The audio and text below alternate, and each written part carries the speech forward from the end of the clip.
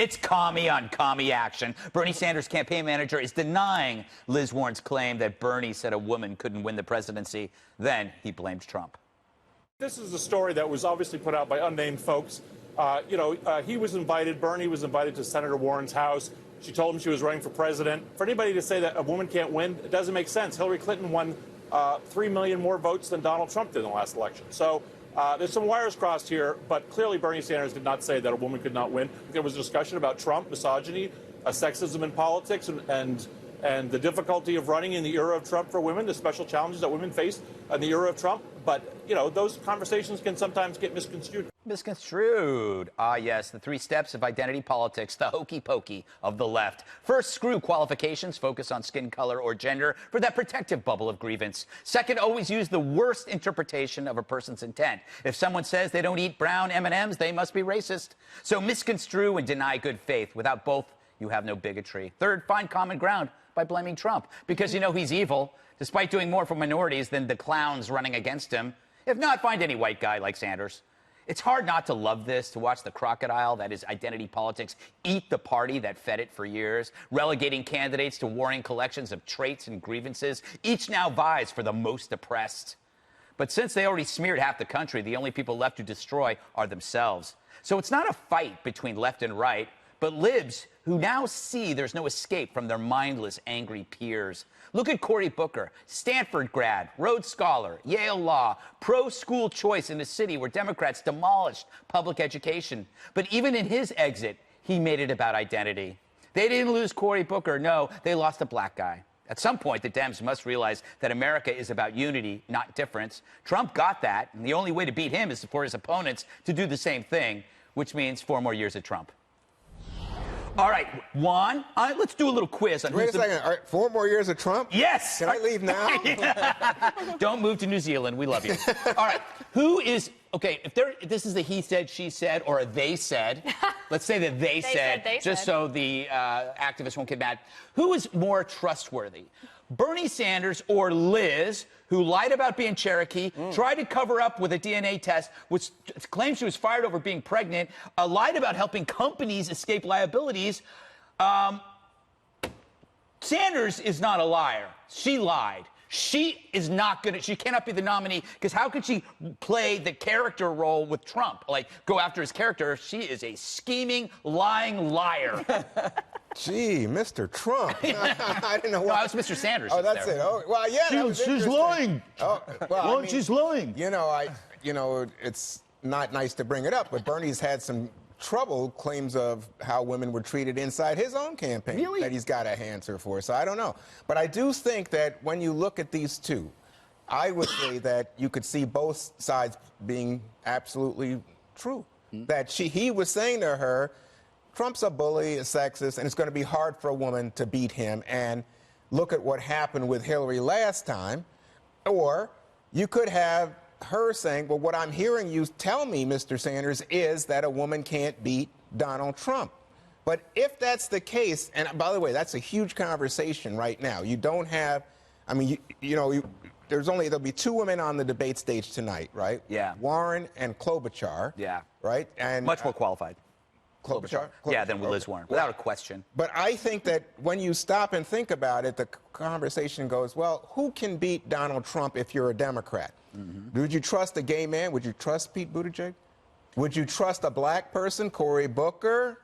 Obama was president twice. Well, apparently, but not these guys. Apparently, aren't in that same category, and this is not the same moment in history. Because qualified. You're running against Donald Trump, and you're looking at winning back white males in swing states. And so, how do you appeal to them? Who appeals to them? And I think lots of Democrats, some might say out of fear rather than hopefulness, are concerned that anybody but a white male is going to have a more difficult time.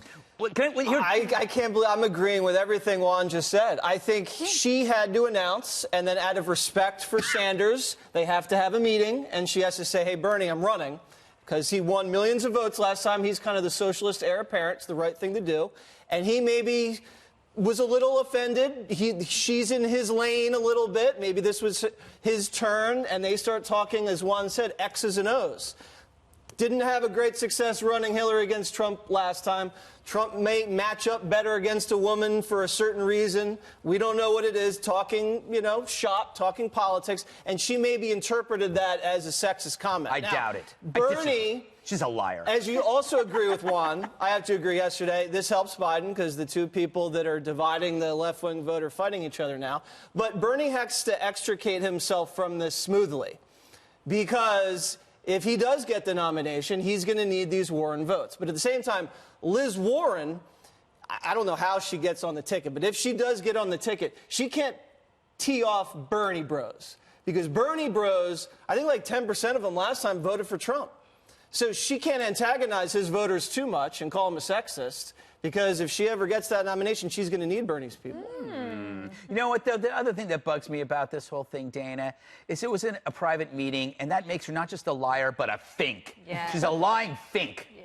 I also wonder... What's a fink? A fink is... Like a rat. A rat. Okay. She's a rat. Okay. Yeah. You know what a Prison rat... parlance. But then, but also, then it was like, well, actually, I don't know if he really said it that way. But Yeah. I do think that I've long believed that if you are prone to take offense about something, you will hear people offending you everywhere you look. Yes. And I think that there are sometimes that people like Elizabeth Warren that happens to.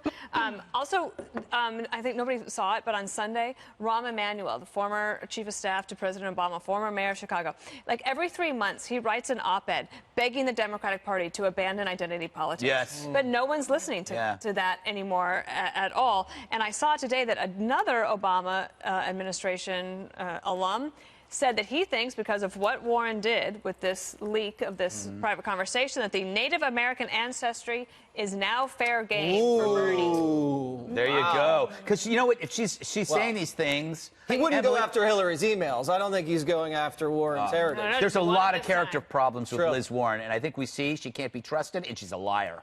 Well, and I saw 3 problems with her pulling this stunt because obviously her camp did.